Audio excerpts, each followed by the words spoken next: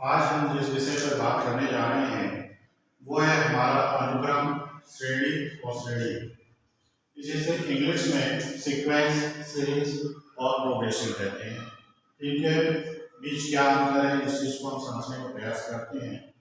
तो सबसे पहले हम देखते हैं अनुक्रम, जिसको इंग्लिश में सीक्वेंस कहते हैं। इसमें संख्याओं का ऐसा समूह है, संख्याओं का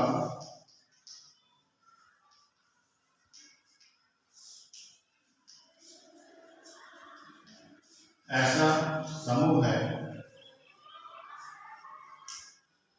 जो निश्चित नियमानुसार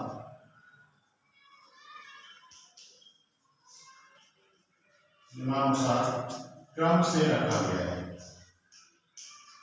क्रम से रखा गया है, तब इसे हम अनुक्रम कहते हैं।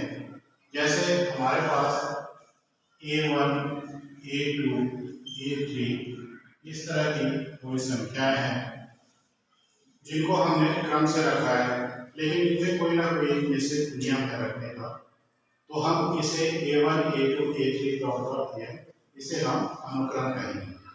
यहाँ पे nवें स्थान पे हमारा An आया है, तो इसको हम nवां पद या व्यापक पद भी कहते हैं।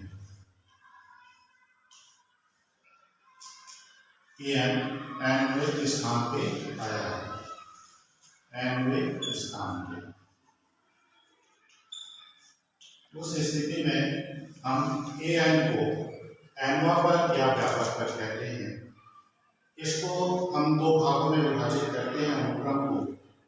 एक होता है परिमित अनुक्रम,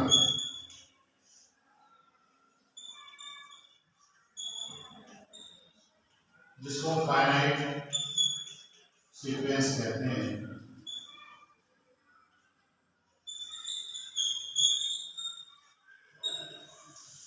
अर्थात इसमें पदों की जो संख्या होगी वो निश्चित होती है, जिसको हम सीमित भी कह सकते हैं। पदों की संख्या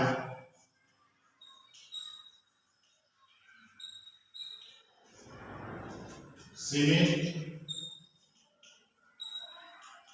या निश्चित होगी। जैसे हम लिखे सीक्वेंस को यहाँ पर भी A1, A2, A3 dot dot An लिखे, तो यहाँ पे n पद है, ये हमको पता चल रहा है। हमारा अंतिम An ये खत्म हुआ है, तो इसमें पदों की संख्या निश्चित होगी। तो इस अनुक्रम को हम परिमित अनुक्रम कहते हैं या फाइनाइट सीक्वेंस। इसी का दूसरा पार्ट होता है अपरिमित अनुक्रम, जिसको इनफाइनाइट सीक्वेंस कहते हैं, इनफाइनाइट सीक्वेंस कहते हैं। तो इसमें क्या होगा कि जो पदों की संख्या है वह अनिश्चित होता है। अनिश्चित कहने का मतलब ये है कि हमें पता नहीं चलेगा कि कहाँ पे खत्म हो रहा है, तो अनिश्चित है। जैसे इसी को हम लिखें A1, A2, A3 dot dot dot An dot dot dot. तो यहाँ पे देखिए ये An से भी आगे चला गया, लेकिन कहाँ पे खत्म हो रहा है ये हमको नहीं पता चल रहा है, इसलिए हम इसे अपरिमित अनुक्रम कहते हैं। अब आगे देखते हैं श्रेणी क्या होता है, जिसको सीरीज लिखा जाता है।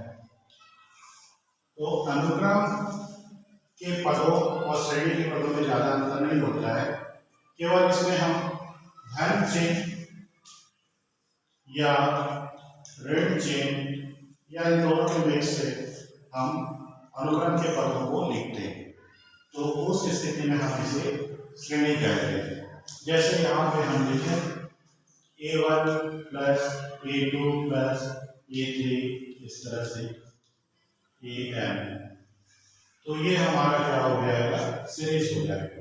और इसी प्लस की जगह पर अगर कॉमा लगता है तो ये हमारा अनुक्रम हो जाता है।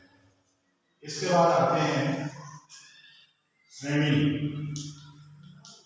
श्रेणी में इसको प्रोग्रेशन कहते हैं।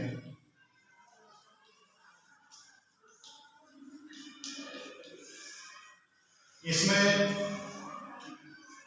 जो लिखा जाता है पदों को, उनके बीच में जो विशेष शर्तों के आधार पर लिखा जाता है, शर्तों का पालन किया जाता है। इसमें अनुक्रम है। ये जो अनुक्रम है, इसको अगर हम विशेष शर्तों के साथ जब लिखें तो यही अनुक्रम हमारा श्रेणी में परिवर्तित हो जाता है। और श्रेणी को हम 3 भागों में बांट सकते हैं। पहला जो है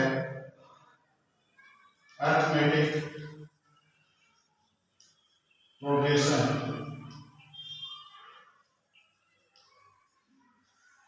जिसको हिंदी में समांतर श्रेणी कहते हैं।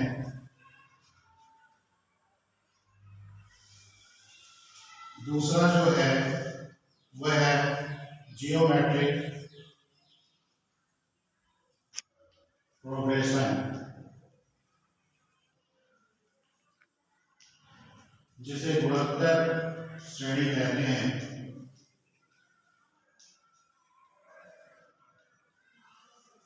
और तीसरा है हार्मोनिक